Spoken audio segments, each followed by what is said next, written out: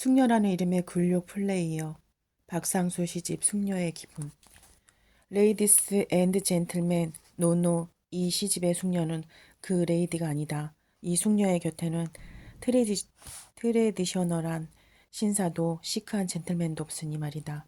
없는 건 그뿐이 아니다. 신사숙녀 여러분이라는 호명과 동시에 그들 앞에 화려한 스포트라이트를 비추며 소개될 배우도 첨단의 신상도 쇼윈도우 속의 매혹적인 명품 백도 여기에는 없다. 대신 이 숙녀는 그와는 다른 사물과 인간 군상에 둘러싸여 있다.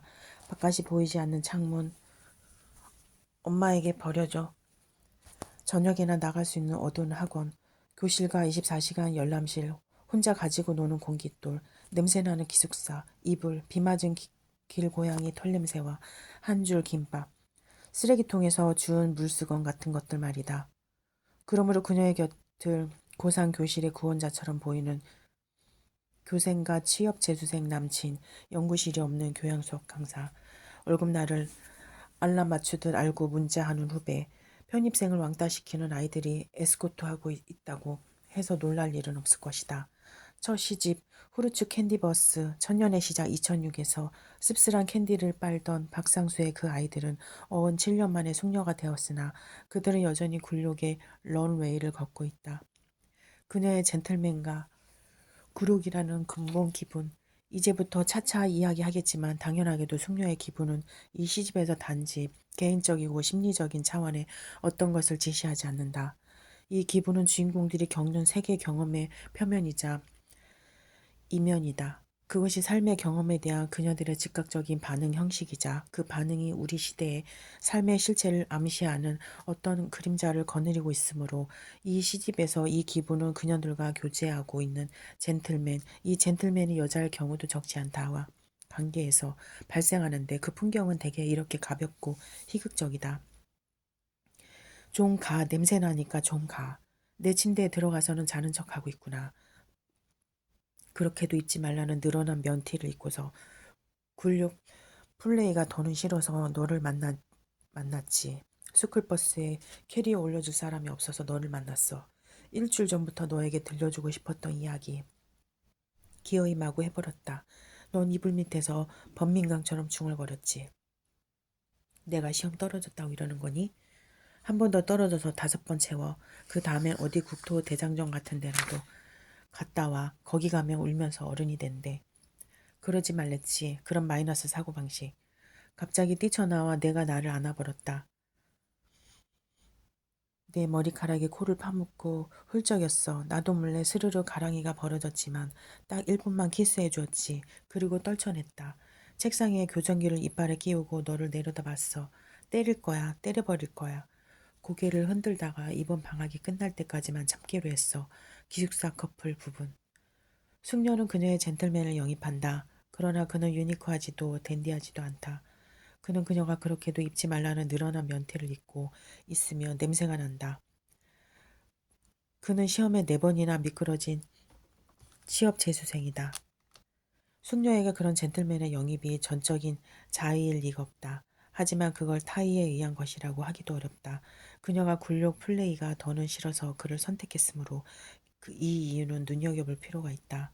이 연술은 이 시집의 전체 성격과 숙녀의 기분의 실체를 가늠하게 하는 주목할 만한 시적 발화이기 때문이다. 이 시의 화자는 굴욕 플레이가 더는 싫어서 스쿨버스에 캐리어 올려줄 사람이 없어서 너를 만났다. 이 발화에는 화자가 겪고 있는 상황의 난처함과 기분의 곤혹스러움이 그대로 묻어난다. 누가 멋진 남친을 마다할 것인가? 하지만 그건 희망사항일 뿐이다. 그녀에게 그러한 남친은 나타나지 않는다. 더는 싫어서라는 발화는 이 가능성이 앞으로도 실현될 수 없음을 암시한다. 따라서 대타로 영입한 비전 없는 남친의 존재란 곧 그녀 자신의 현실적 상품 경쟁력을 반증하는 존재라고 할 수 있겠다. 이 젠틀맨의 형상이 그녀 자신의 자화상이라는 말이다. 중요한 것은 이 개인적 발화에 나타나는 알량한 자존심에 우리 세대의 생태학이라고 할 만한 세태의 이면이 감지된다는 사실이다. 이것이 이 가볍고 앙큼한 발화를 어떤 시적인 지점으로 옮겨가게 한다. 그녀는 굴욕 플레이가 더는 싫고 스쿨버스에 캐리어 올려줄 사람이 필요하다. 굴욕 플레이에는 타자의 시선에 대한 그녀의 자의식이, 스쿨버스 캐리어에는 그녀의 무의식에도 깊이 삼투된 사회적이고 실용적인 생존 본능이 묻어난다. 그러므로 이 냄새나는 젠틀맨은 최선도 자선도 아니며 거의 최악에 가깝지만 그래도 그녀는 이것을 선택하는 것이다. 이 선택은 울며 겨자 먹기이지만 전적인 타의라고 할 수도 없다는 점에서 아이러니한 측면이 있다. 바꿔 말해 세대론적 멘탈이 표출되는 이 아이러니에는 일정한 자의의 타의가 공모하는 곤혹스러운 기분을 드러내면서 사회의 폭력과 개인의 윤리가 교차한다. 그래서 숙녀의 교력 플레이는 어떤 식으로도 욕망의 사회학과 관련을 맺는다. 하이데거가 세계의 존재의 정황을 이해하려면 주체의 기분을 잘 살펴보라고 조언한 것도 이와 관련이 있다. 기분은 한 사람이 던져져 있는 삶의 정황에서 생겨나니까. 하이데거는 한 세계의 본질적 정황을 드러내는 존재론적 기분이 있다고 하면서 이걸 근본 기분이라고 말했다. 그렇다면 이 시집의 숙녀의 기분은 희극적 정황을 통해 가볍고 우스운 발화 속에서 표출되지만 이를 그녀 세대의 멘탈리티를 통해 드러난 현실의 존재 정황, 일종의 근본 기분이라고 볼 수도 있지 않을까. 그런 점에서 이 시집의 몇몇 숙녀들이 이빨을 끼우고 있는 책상 위의 교정기만큼이나 그녀들의 기분을 근본적으로 반영하는 사물이 있을까? 교정기는 일종의 플레이, 말하자면 희곡적 마스크다. 그러나 마스크를 씀으로써 자신을 둘러싼 사회적 질서를 주체적으로 흔들어 놓는 쾌걸조례의 마스크와는 달리 교정기는 존재를 가리고 스스로를 교정함으로써 사회적 현실을 수세적이고 방어적 차원에서 수용하는 수동적 도구이다. 마스크를 쓴다는 것은 그녀를 둘러싼 세계가 연극을 강요하는 무대적 정황과 비슷하다는 사실을 드러내고 그녀 역시 배역 떠맡기를 요구하는 세계의 폭력적 정황을 부분 수용한다. 할 수밖에 없다는 사실을 보여준다. 그리고 이 연극적 정황에서 삶의 폭력과 주체의 자발성이 기우뚱거리며 손을 잡곤 하는데 이때 망국이가 펄럭이는 개주에서 흰색 바통을 놓쳐버린 것처럼 교생이 실습 낭패스럽고 내장을 꺼내놓은 이브 파테타인 것 같이 수치심을 느끼는 숙녀들의 기분이 바로 굴욕이다. 따라서 이 굴욕에는 마스크를 요구하는 삶의 폭력도 스며 있지만 타자의 시선을 포기할 수 없는 숙녀의 인정 욕망도 한계 있다고 이해할 것이다. 이 시집의 숙녀들이 넌 조금 더 제멋대로 걸어도 되는 거야. 우린 얕보이는 게 싫어서 고개를 끄덕이는 게 아닐까라며 자문하다가도 이내 하지만 고개라도 끄덕이지 않으면 당장 나를 할 게 없어진다. 는 식으로 다시 자조하고 마는 것도 이런 굴력 플레이에 착종된 욕망의 모호성을 잘 드러내는 사례이다. 그러므로 굴력은 이 세대가 겪는 세태적 곤혹과 실존의 아이러니가 결부된 폭력과 욕망의 사회학을 노출한다는 점에서 확실히 이 시집의 본질적 기분이자 이 시대의 기분, 근본 기분이라고 할 만하다. 숙녀라며 입이 없어질 때까지 쿠키를 먹자. 이 시집에는 흔히들 시적인 발화라고 말하는 서정의 우주도 지혜를 계시하는 듯한 아포리즘의 성찬도 없다. 그렇다고 이 숙녀들이 어떤 지독한 정령과 상처의 구덩이로 독자를 몰아가는 것도 아니다. 물론 그녀들이 첨예한 인신농적 사유를 길어 올린 철학자일 리도 없다. 대신 이 시집을 채우고 있는 것은 그녀들의 멘탈을 반영하는 앙큼하고 가벼운 희극적 언어들이다. 이 희극은 대상을 향한 독설과 신랄한 공격으로 점철된 아리스토파네스적인 것이 아니라는 점에서 풍자도 아니며 화해의 제스처가 가미되지 않는다는 점에서 해악도 아니다. 하지만 주인공들의 우시각스러운 굴욕 플레이를 통해 우리는 오히려 이 시집에서 숙녀라고 일컬어지는 세대의 본질적 공경들과 마주하는 독특한 경험을 갖게 된다. 일부러 한 여자애만 노려봤지. 걔가 언제 화장실에 가는지 알고 싶었어. 내가 3번이나 갔다 올 동안 걔는 비범했다. 나보다 3살은 어려 보였고 말도 안 돼. 스타크래프트 벤에서 간 내려선 스타일이라면 나한테는 답이 없는 거지. 24시간 열람시 부분. 버린 걸 주워다가 난 어디를 닦은 걸까? 다음 학기에는 나가랄까봐 집에 가면 설거지를 했어. 내 것도 아닌데 사촌방도 닦아주었다. 그러고 쓰러지도 잠들었지. 친척집이란 그런 것. 오늘 나는 돌아갈 곳이 없다. 걸레를 밀 힘이 없으니까. 가져, 너 다 가져. 은혜를 베풀면서 내가 말했다. 편입생 부분.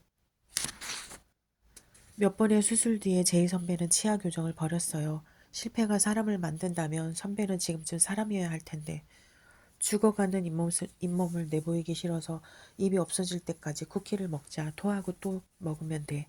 나의 여학생부 부분. 이 톡톡 튀는 세대론적 발화들에서 환기되는 기분에는 어떤 공경이 내재해 있다. 그리고 이 공경은 특정한 세대의 특정한 젠더를 통해 오늘날 특정한 사회 계급이 처한 공경을 어떤 방식으로든 동시에 환기한다. 24시간 열람실의 화자는 옆에 앉은 여자아이를 관찰한다. 그 애는 화장실도 안 가고 공부하며 나보다 3살은 어려 보였고 스타크래프트 벤에서 간 내려선 스타일을 하고 있다. 시쳇말로 머리도 돈도 외모도 아이돌 같은 엄친하다. 나한테는 답이 있겠는가.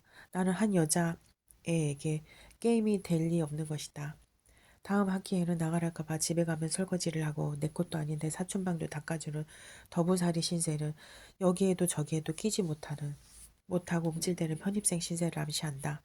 편입생의 화자는 어디 남의 학교에 와서 나대라고 말하는 너의 하녀들의 포위되었다. 이 하녀들이 그녀의 젠틀맨이다. 진입할 수도 물러설 수도 그렇다고 피할 수도 없다. 이 공경에서 가져 너 가져 크라고 베풀어지는 하녀들의 은혜는 이 굴욕의 기분이 담지하는 사회적 위계와 질서의 잔인함이 어떤 종류의 것인지를 암시한다. 무언가 이 모습은 지금 우리 사회가 사회 구성원들을 향해 드러내는 폐쇄성과 공격성, 좌절감과 적대가 양산의 구조를 닮아 있지 않은가. 너희들은 벌써 이겼는데 뭘 더 가져가라는 걸까? 라는 독백이 개인적 발화 이상의 의미로 읽히는 것은 당연하다. 나는 여학생부에서 보듯 이 시집에서 종종 등장하는 치아 교정기를 낀 숙녀의 사례가 만일 개인적 취향의 문제로만 보인다면 아마 10중 8구 당신은 좋은 환경에서 잘 자란 사람일 가능성이 크다. 결혼 이벤트 회사들이 배우자를 찾는 남자에게 소개할 숙녀의 등급을 측정할 때 외모 중에서도 특히 치아의 고르기 상태를 유심히 살핀다는 소문도 있지 않은가. 그러므로 치아 교정에 대한 제이 선배의 처절한 집착과 반복되는 수술 실패로 죽어가는 잇몸이란 지금쯤 사람이 되지 못한 우리 사회 계급의 절박한 존재 상황 그 자체라고 할 수 있지 않을까. 이 정도라면 이 시집 속의 이야기들은 실은 상품성을 갖춘 숙녀라는 기표를 획득하기 위한 우리 시대 소녀들의 계급투쟁 실패기라고 하는 것이 맞다. 그런 점에서 이 주인공들이 굴욕을 느끼고 있다는 사실은 이 시집에 새롭고 주목할 만한 발견이 아닐 수 없다. 이 기분은 오늘날 이 주체들이 처한 삶의 좌절감에 대한 개그 콘서트 버전이기 때문이다. 절망과 좌절의 희화화는 우리 시대의 주요한 특징으로 이것은 이런 희화화가 풍자적이라는 뜻으로 하는 말이 아니다. 오히려 반대다. 풍자가 사회적 약자의 입에서 발설되는 희화적 원서를 통해 정치 권력과 사회적 강자를 말에 포로로 농락시키고 권위를 추락시키는 반면 굴욕 플레이를 연기하는 이 여주인공들의 희화적 풍경에는 실제 삶의 현실을 뒤집을 어떤 전주조차 전복적 에너지도 내포되어 있지 않다. 돌이킬 수 없는 정치 사회적 좌절감조차 멘붕이라는 희극적 언어로 윤색되듯이 이 굴욕 플레이는 개콘식 언설로 경쟁력 있는 사회적 주체가 되는 데 실패했음을 자인하는 이들의 낭패감을 드러낸다. 이 시집의 숙녀들은 실패한 숙녀들이다. 이들의 여성 잡지의 표지를 장식으로 보고거리 되는 것은 턱도 없고 잡지의 우아한 독자이자 소비자인 레이디가 되는 일에조차 실패했으니 말이다. 설령 그녀들이 조금 먼 장래가 된다고 한들 청담동 며느리가 될 수 있겠는가. 어떻게 이야기하든 간에 이 희극적 풍경에는 우리 시대의 진실이라고 할 만한 우스꽝스러운 면이 내재해 있다. 하지만 만일 여기에 진정한 희극성이 존재한다면 아마도 이것은 숙녀들의 기분 때문이 아니라 이 기분이 환기하는 풍경의 어떤 이면 때문일 것이다. 예컨대 다음과 같은 천진난만한 실패담이 웃긴다면 그것은 무엇 때문인가? 내가 찍은 셀카, 사실은 너희들이 찍힌. 합격한 애는 고개를 끄덕였어. 땀에 배신이 없더라. 독침 100개는 맞은 것처럼 손발이 떨려. 우리도 땀을 흘렸는데 그건 땀띠만 남기고 사라졌네. 식초에 절어버린 물수건을 또 빨면서 우린 잔을 부딪혔지. 애벌레가 잎사귀를 먹고 있구나. 내 몸이 반토막 난지도 모른 채. 떨어진 애는 또 떨어진 애가 될 수도 있지. 새벽 5시 문도 안 열린 학원 앞에 줄을 서야 한다. 앞에서 애들 가방을 보며 여긴 책이 몇 권이나 들어갈까? 가방을 사자. 네 가방이 들어가는 그런 가방은 내 가방이 또 들어가는 그런 가방으로. 내년에 우리 다시 만나자. 우리 다 합격할 때까지 죽을 때까지. 합격한 애가 소리쳤어. 그래, 우린 같은 스터디였지. 핑크색 미니쿠퍼를 타고 속초에 놀러 가기로 했지. 눈물이 날 것 같아. 한 애가 말했어. 합격한 애는 그 애를 안아줬다. 우리는 훌쩍이면서 다시 잔을 부딪혔다. 오늘을 기억하자. 절대로. 돌아가며 화장실에 갔다 왔어. 그리고 얼굴을 모았다. 합격한 애가 맨 앞에, 우리는 뒤에, 입술을 오므리고 셀카. 합격 수기 부분. 이러한 굴욕담을 이렇게 천연덕스럽게 들려주는 일은 분명히 호르츠 캔디를 빨던 박상수만이 할 수 있는 특기다. 실은 좀 더 충분히 주목받았어야 마땅한 시인의 첫 시지 호르츠 캔디 버스를 읽던 그 순간을 나는 아직도 잊지 못한다. 아니 이렇게 처연하고도 낭만적이며 이토록 명랑발랄한 B급 변두리 정서가 존재한다니. 물론 탁월한 사춘기 시인, 반항아 시인, 탈주의 시인도 있다는 사실을 인정한다. 문제는 이 장면이 사춘기 소녀의 반항도, 징당한 아이들의 질풍노도도, 독고다이 소년의 껌 씹는 풍경도 아니라는 사실이다. 이 장면은 다만 굴욕 플레이가 상연되는 장면일 뿐이다. 내 기억이 맞다면 박상수는 이런 셀카를 찍는 숙녀들의 존재와 기본을 우리 시대의 본질적인 경험을 인식시킨 최초의 시인이 될 것이다.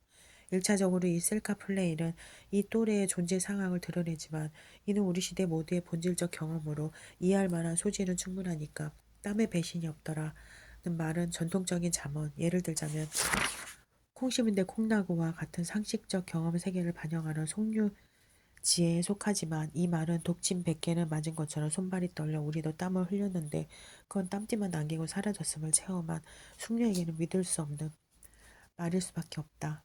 결실은 없고 그래서 땀띠만 남긴 땀의 냄새는 식초에 절어버린 물수건처럼 혐오스러운 냄새가 된다.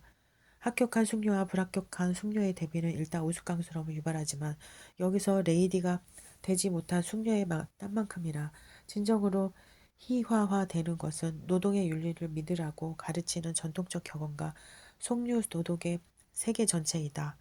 이 희극에서 발생하는 효과는 그러므로 그리 가벼운 것이 아니다. 믿음이 이데올로기로 추락하는 순간이니까.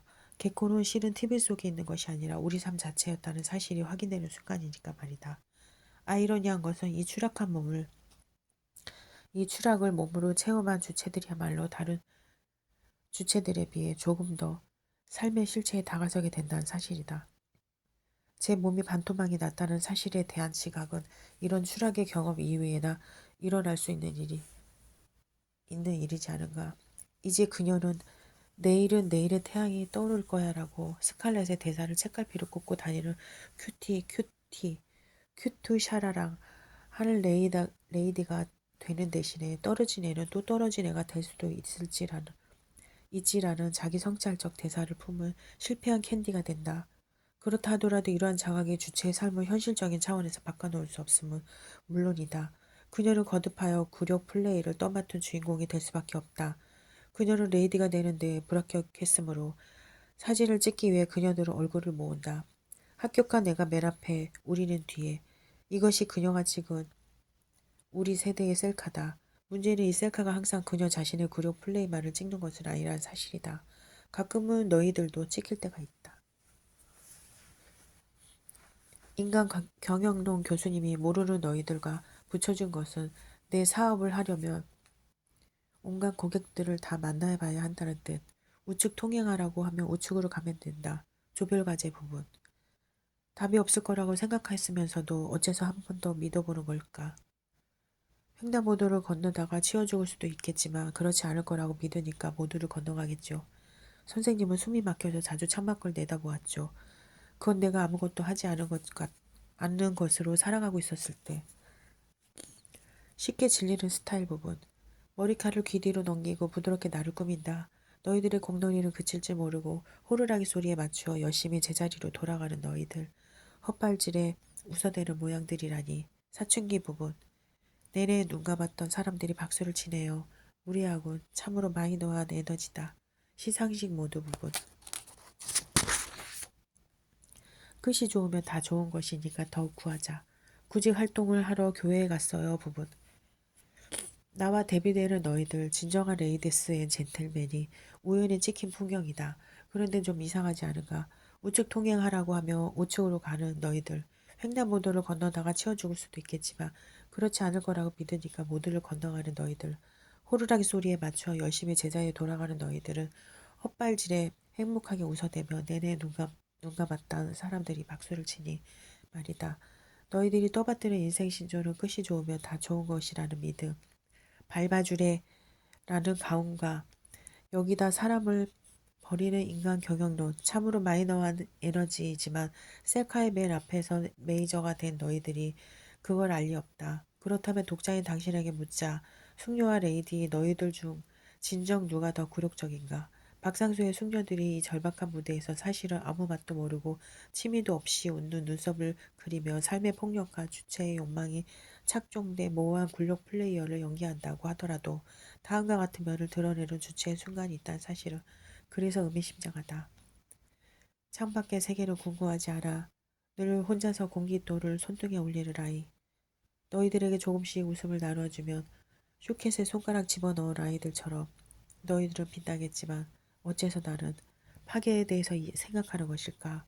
사춘기 부분. 나쁜 것들 어떻게 우리한테 이래? 그래 어떻게 이럴 수가 있어? 따라 외치니까 아랫배가 단단해지면서 조금 힘이 생겼다. 호러 부분. 김수영은 풍경이 풍경을 반성하지 않는 것처럼 곰팡이가 곰팡이를 반성하지 않는 것처럼 여름이 여름을 반성하지 않는 것처럼 속도가 속도를 반성하지 않는 것처럼 졸렬과 수치가 그들 자신을 반성하지 않는 것처럼 바람은 딴 데에서 오고 구원은 예기치 않은 순간에 오고 절망은 끝까지 그 자신을 반성하지 않는다. 절망이라고 썼다. 그 말과 같다며 우리 시대 셀카의 맨 앞자리를 차지한 너희들의 천박의 세계. 너희들의 공놀이를 그칠 줄 모르고 아마 끝까지 그 자신을 반성하지 않을 것이다. 시인 박상수는 이 구원의 바람이 늘 혼자서 공깃돌을 손등에 올리는 아이에게서 나올 것이라는 사실을 직감한다. 그 아이야말로 방이 없는 사람들은 방이 있는 사람들보다 친절하죠.